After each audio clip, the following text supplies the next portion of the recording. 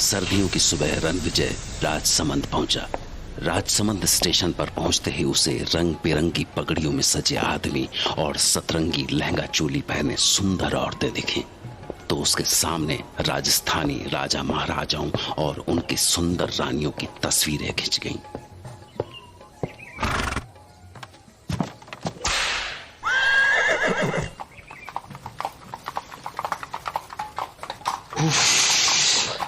राजसमंद की सर्दी 10-12 डिग्री तो होगा। वाह, नदी के पानी से उठती भाप सर्दियों की बात ही कुछ और है। यहाँ पर जरूर ही डैनी डिकोस्टा के महल के बारे में पता चल ही जाएगा। हिंदुस्तान में सबसे ज्यादा अंधविश्वास इसी इलाके में थे। खून पी जाने वाले प्रेत, रात को भेड़िया बन जाने वाले इंसान और न जाने क्या क्या। उसे लगा कि सफर मजेदार होने वाला है। पहाड़ियों के बीच में से होकर जाने वाले घुमावदार रास्तों ने उसका मन मोह लिया। जगह जगह दिखने वाले सुंदर किले के नजारे, खूबसूरत वादियां, झीलें और झरनों से टकराकर बहने वाली हवाओं ने उसे जैसे किसी और ही लोक में पहुंचा दिया। वाह, लगता है किसी परियों के देश में आ गया हूं। इतनी सुंदर जगह के बारे में जाने किन बेवकूफों ने ये अंधविश्वास फैलाए होंगे। रानी की सराय, हाँ ये है। डैनी ने अपनी चिट्ठी में इसी होटल में ठहरने के लिए कहा था। हाँ, वो एक पुरानी इमारत थी, जैसे पुराने वक्त में रजवाड़ों के कोतवाल या मंत्रियों की कोठियां हुआ करती थी। उसके तांगे से उतरते ही एक बूढ़ी औरत निकलकर सामने आई। कम्मा गणेशा। हाय, मैं रणविजय। आ गए तुम? आओ आओ। कैसा लगा हमारा राजसमंद? मैं थारा इंतजार कर रही थी। आओ सा, आओ। थारा कमरा दिखा दूं? अंदर नहाने का गर्म पानी, तौलिया, सब कुछ है। और भी कुछ चाहिए हो तो बोल देना सा। हाँ, थारे वास्ते ये चिट्ठी मिली थी मारे को। बुढ़िया ने रणविजय को एक लिफाफा थमाया। रणविजय ने कमरे में पहुंचकर खुद को बिस्तर पर फेंक दिया और फिर वो चिट्ठी खोली। थकान से जान निकल गई। देखूं क्लाइंट ने क्या लिखा है। 4 दिसंबर। राजसमंद में तुम्हारा स्वागत है दोस्त। मैं बेसब्री से तुम्हारा इंतजार कर रहा हूं।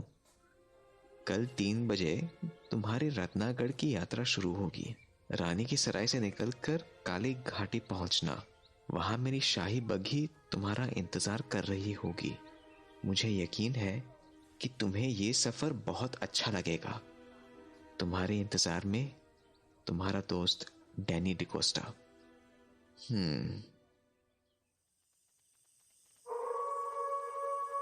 रात रणविजय को बहुत अच्छी नींद आई। सुबह नाश्ता करने के बाद वो आदतन यहाँ की यादों को अपनी डायरी में समेटने लगा और फिर दिन के खाने के बाद वो अपने आगे के सफर के लिए तैयार था।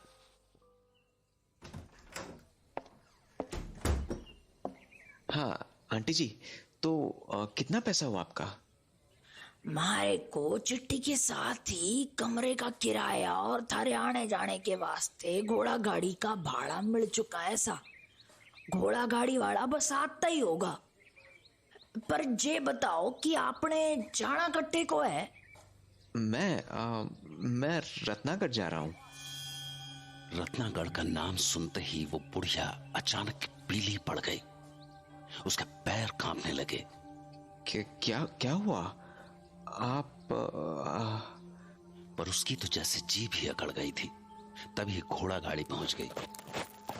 घोड़ा गाड़ी वाले ने रणविजय का बैग उठाकर घोड़ा गाड़ी में डाला ही था कि भीतर से वो बुढ़िया भागी हुई आई और हाथ जोड़कर रणविजय के सामने खड़ी हो गई। अरे भगवान के वास्ते वहां जाओ कुणी सा। अभी जवानी भी कोनी आई थारी ठीक से। दुनिया को नहीं देखी तुमने? क्यों इस उम्र में जान देने पे तुले हो? पर हुआ क्या? ये क्या बोल रही हैं आप? ऐसा क्या है रत्नागढ़ में? सवाल को नहीं सा, सवाल को नहीं। बस अगर अपनी माँ को जरा भी प्यार किया है तो यहाँ से लौट जाओ, उसकी गोद सूनी मत करो सा। और अगर जाना ही है तो किसी और दिन चले जाना। हाँ, किसी और दिन? पर क्यों? आज के दिन में ऐसा क्या है? दिन नहीं, रात सा, रात। माघ की पूर्णमासी है आज। आज की रात 12 बजे काली घाटी के प्रेत धरती पे उतरे सा। धरती पे उतरे हैं सारे प्रेत।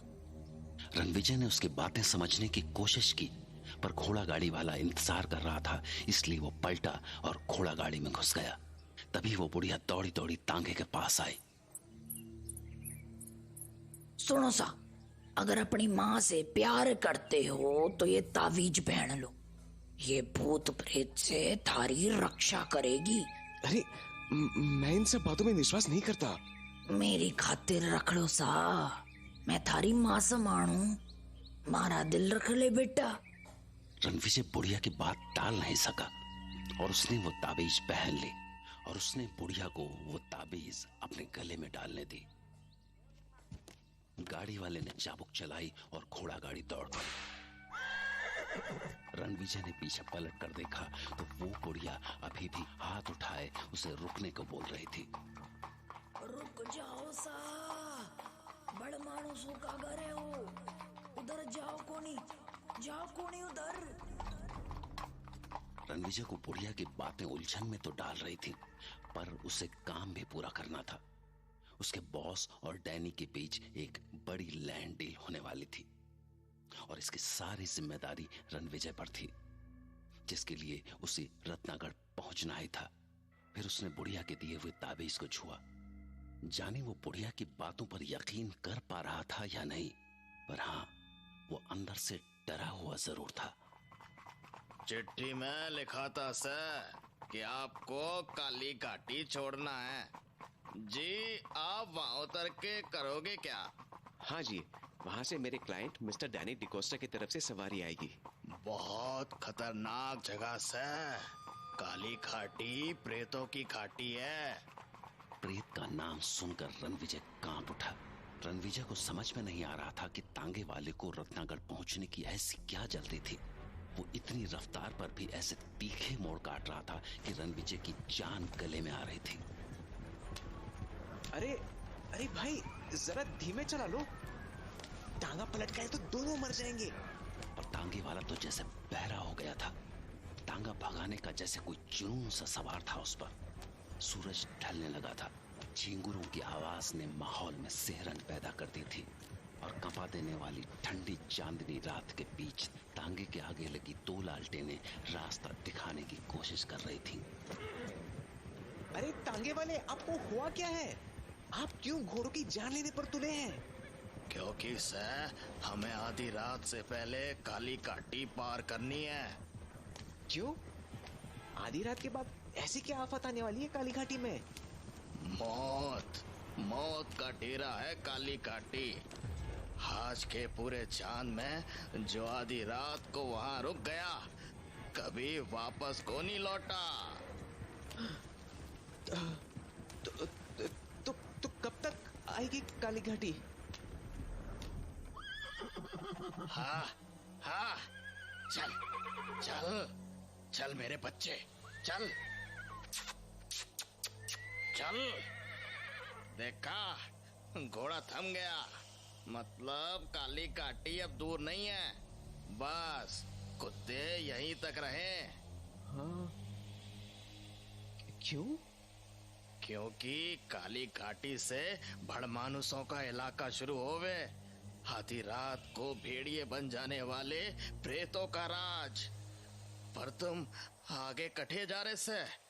मुझे रत्नागढ़? क्या? रत्नागढ़? क्या हुआ आपको? ऐसा क्या है रत्नागढ़ में? पर उसकी बात का कोई जवाब नहीं आया।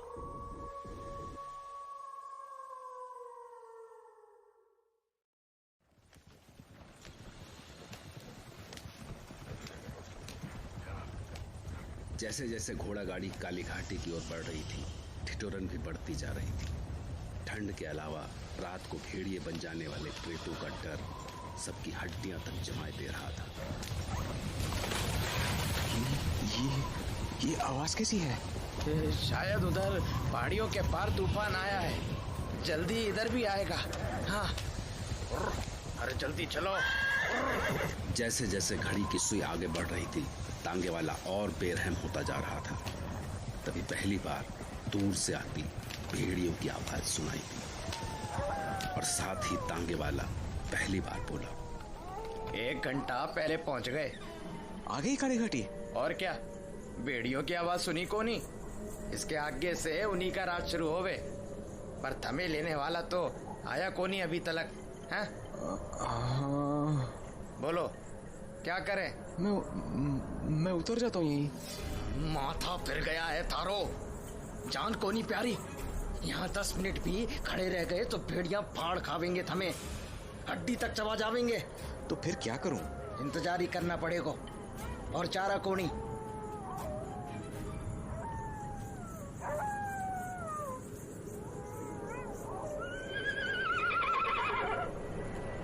अरे ये तुम्हारे घोड़े को क्या हुआ? ये शाही बग्गी आ गई। उतरो से, यहाँ से आगे वो ही ले जावेंगे तमें। वो सचमुच शाही बग्गी थी। रंगीन कांच की खिड़कियां सुंदर पर्दों से ढकी हुई थी। उसके सामने एक ऊंची सी सीट पर बग्घी वाला सवार था और उसके सामने 4 शानदार 8 फीट ऊंचे चमकते काले घोड़े। एक ही पल में रणविजय का डर भाप बनकर उड़ गया। बग्घी देखकर ही लग रहा था कि उसका क्लाइंट उसकी अच्छी खातिर करने वाला था। जैसे ही बग्घी पास पहुंची, बग्घी वाला बोला, क्या भाई, आज तो कुछ जल्दी आ गए तुम। क्या करते, घनी जल्दी थी थारे मेहमानों को। मैंने कब कहा इससे कि मुझे जल्दी पहुंचाना है? कुछ भी बके जा रहा है। बग्घी वाला आगे बढ़ा और बड़े अदब से रणविजय के सामने झुक गया। हमारे सा चलो। हाँ चलो। जरा रुको से।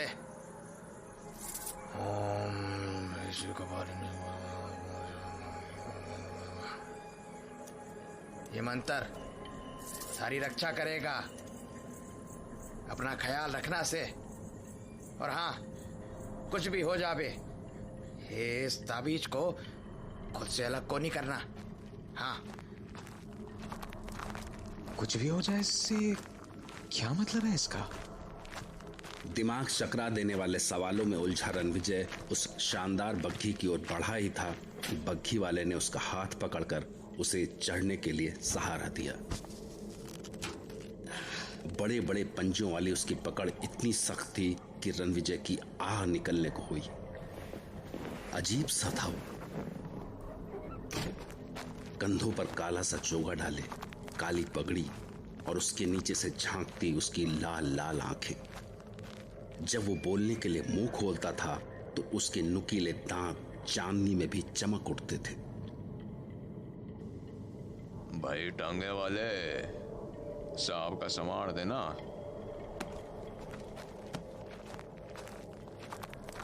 बग्घी वाले ने रणविजय का बैग लिया और अंदर उसके पैरों के पास डाल दिया।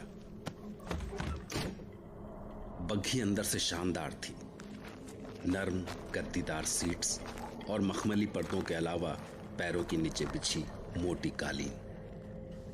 मालिक थोड़ा ख्याल रखने को बोले आप खास मेहमान उनके। सर्दी बहुत है, जरोखे के नीचे बिलायती दारू है, 2 घूंट लगा लो, ठंडी भाग जाएगी। रणविजय ने खुद को सीट पर जमा कर कंबल लपेटा ही था कि तभी चाबुक की आवाज सुनाई दी और बग्घी हवा से बातें करने लगी।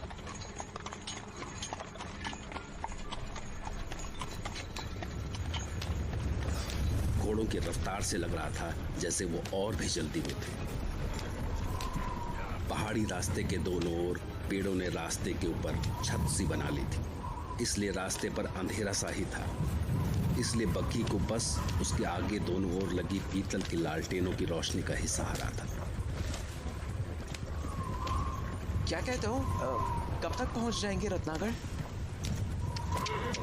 चलो। हाँ भाई, कुछ पूछा मैंने, कोई जवाब नहीं। ये जगह ही अजीब नहीं है, यहाँ के लोग तो उससे भी अजीब है।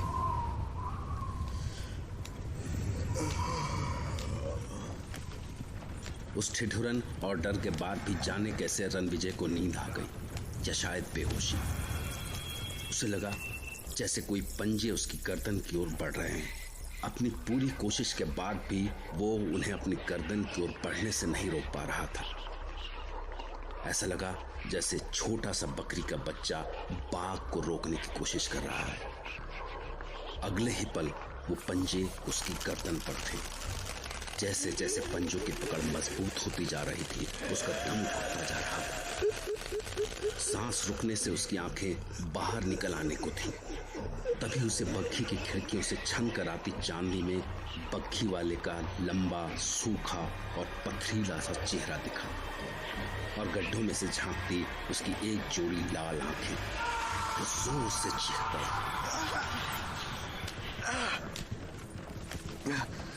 क्या हो गया सा? कोई अंदर आ गया क्या? नहीं, कोई सपना था शायद। सपना था शायद। हाँ।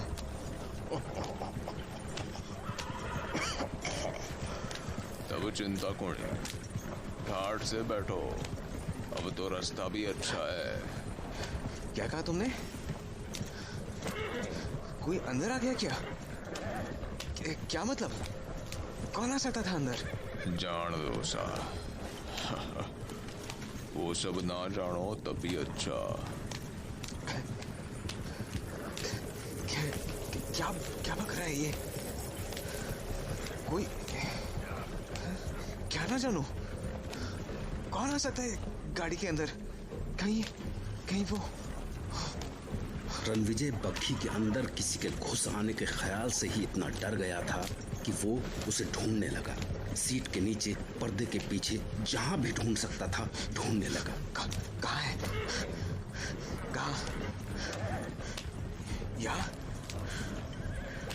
कहाँ गया? कहाँ है वो? अंधेरे में कुछ दिख भी तो नहीं रहा। या शायद आया ही ना हो अंदर। हाँ, शायद कोई नहीं आया अंदर। हाँ। बग्घी इतनी तेज रफ्तार से चली जा रही थी कि अगर पहिए के नीचे कोई पत्थर आ जाता तो वो घोड़ों समेत सैकड़ों फीट नीचे खाई में गिरते और भेड़ियों का शिकार बन जाते। ये हो क्या रहा है? बग्घी बार बार उसी रास्ते से क्यों गुजर रही है? हाँ? क्या ये उसी रास्ते पर चक्कर काट रहा है? हाँ? सड़क के बाईं ओर वो टेढ़ा सा पेड़ चौथी बार दिखा है अभी भी, पर क्यों कर रही है ऐसा? क्या मैं जिंदगी भर इन्हीं पहाड़ियों में भटकता रहूंगा? पूछूं उसे। सुनो। नहीं, क्या फायदा, ये जवाब तो देने से रहा। कुछ देर बाद उसे वक्त का ध्यान आया और उसने अपनी पॉकेट से निकालकर माचिस जलाई। समय क्या हुआ है? 12:30। हे भगवान, उस सवारी ने कहा तो था कि काली घाटी में आधी रात के बाद भेड़िए बन जाने वाले प्रेतों का राज होता है। तो क्या ये जानबूझकर रास्ते में आधी रात कर देना चाहता था?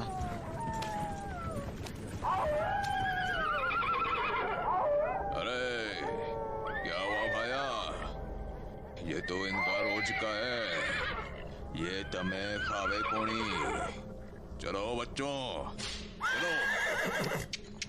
चलो चलो। बग्घी इतनी तेज भागी जा रही थी कि रणविजय को उसकी सीट के आसपास जो कुछ मिला उसने उसे कस कर जकड़ लिया। अरे क्या हुआ इन घोड़ों को?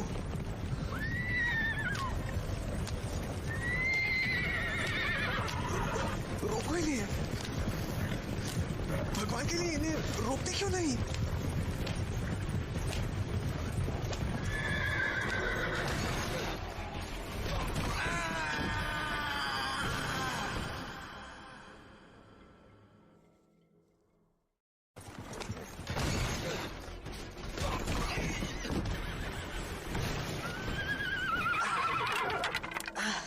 आखिर क्या हुआ है तुम्हें? धीमे नहीं चला सकते बग्घी?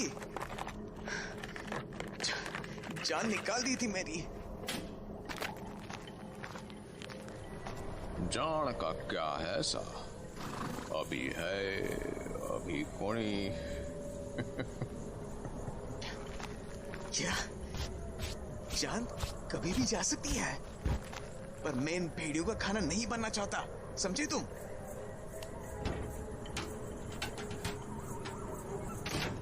जाने बग्घी वाले पर रणविजय की बातों का असर हुआ या नहीं, पर वो घोड़ों के पास जाकर उन्हें पुचकारने लगा। मेरे बच्चों,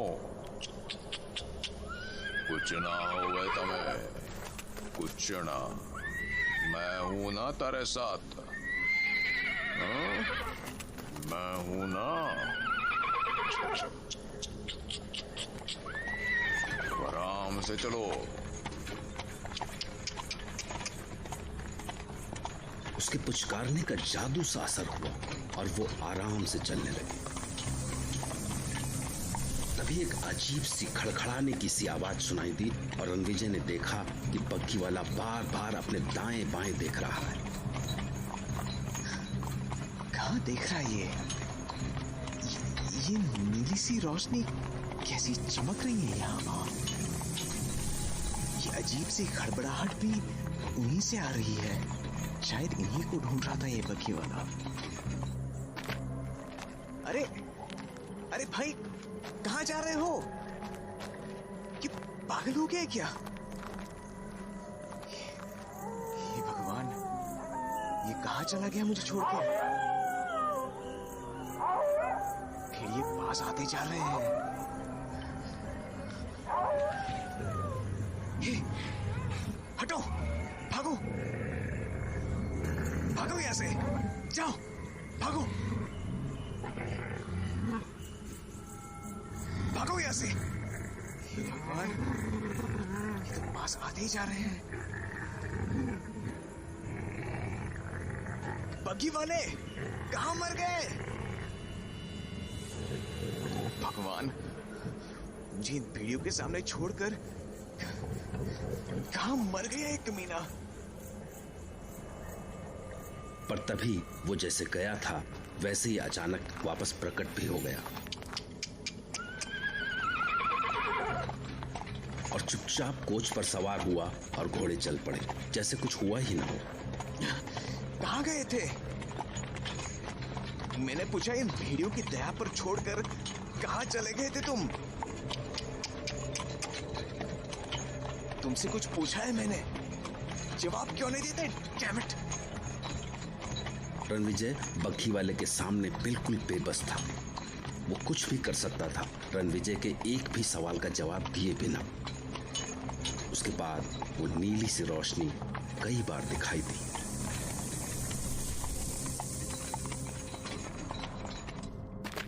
और हर बार बग्घी वाला उन रोशनियों के पास जाता और उनके चारों ओर कुछ पत्थर के टुकड़े रखकर एक घेरा सा बनाता और वापस लौट आता। और एक बार तो जो हुआ, उसने रणविजय को चक्कर में डाल दिया। एक नीली सी रोशनी पास में दिखी, बहुत पास।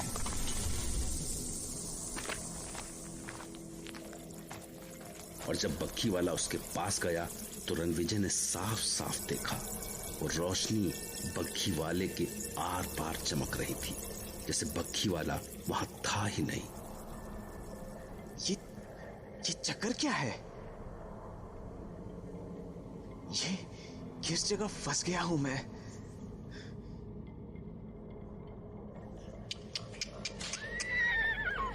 अच्छा, एक भी बात समझ नहीं आती।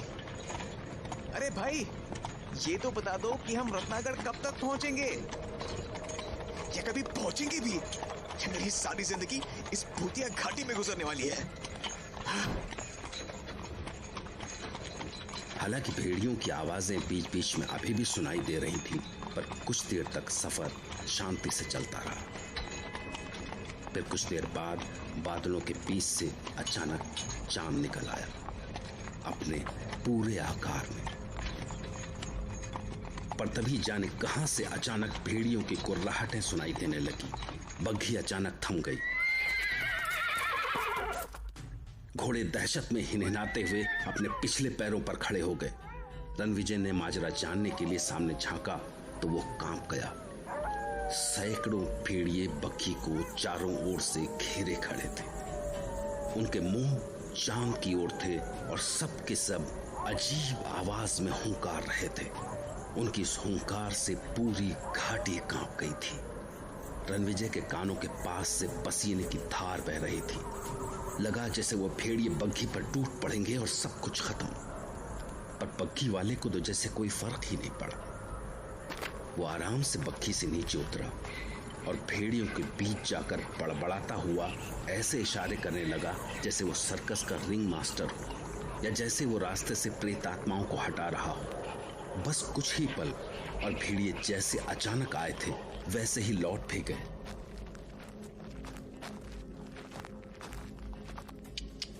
घोड़े फिर से शांत हो गए और बग्घी चल पड़ी। हे ईश्वर, अगर मौत भी दी ना तो ऐसी मौत मत देना। आगे का रास्ता चढ़ाई वाला था, इसलिए घोड़े आराम से चल रहे थे। ऐसी भयानक यात्रा के बाद जब कुछ पल शांति के मिले तो रणविजय की आंख लग गई।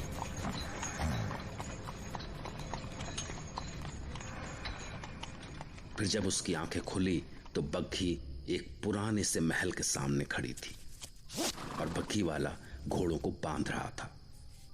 महल की खिड़कियों से रोशनी की कोई झलक नहीं आ रही थी। रणविजय ने महल की उजड़ी सी बाउंड्री वॉल पर एक नजर डाली। हाय, हे भगवान, आखिर मंजिल आ ही गई।